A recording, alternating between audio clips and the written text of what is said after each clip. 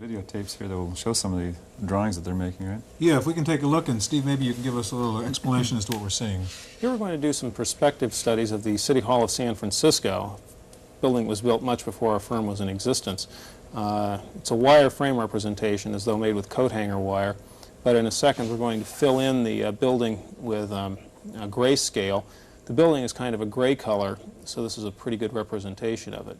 You'll notice that there is not much surface detail on it, but for the purposes of massing studies, this is quite adequate. As you can see now, we're building up the dome as a series of faceted elements. Mm-hmm. What, just to give an idea of just the computing power required to generate these pictures, what kind of a system do you have behind this? The SOM software runs on VAX computers, and the terminal is a Tektronix 4113 color raster terminal. This is a VAX 780, although the software will work just as well on the smaller VAX 730 or 750. You say SOM software, so I think your firm designs the software that does this. We've developed our own proprietary system. The software you see here is called Draft, which is used for perspective drawing, 3D drawing, 2D drawing. We do our own software. Okay, I think we have a second demonstration up now, Steve, and tell us what this is. This is going to be Davies Symphony Hall in San Francisco, which our firm designed. On the lower left you see a plan view of it, on the upper left you see an elevation of it, and on the upper right is a perspective view. In a minute we're going to zoom in a little closer on this perspective, zooming in specifically to look at the window detail, which is the sort of thing that architects are very concerned with. As you can see, the window coming up just about now. There we go. The information in the lower right are the commands to run the program.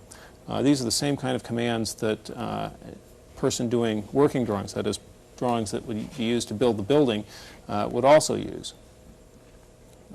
Again, we're getting in even closer to the window detail here.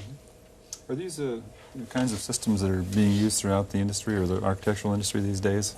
Or is this something that's really very special to your company? We feel it's very special to our firm, although there are a number of other firms that do have systems that begin to approach this. We try to keep, obviously, one step ahead. There are a number of non-proprietary systems that can be purchased that do some aspects of this, but we have what we feel is an integrated system that applies to all the architectural and engineering disciplines in the firm.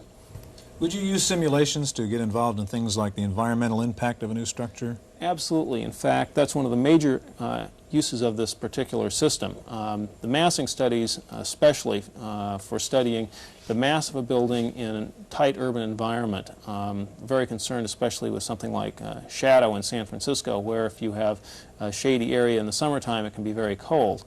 That environmental impact reports spend a lot of time dealing with this particular subject in San Francisco. When you say massing, by the way, what do you mean by a massing study?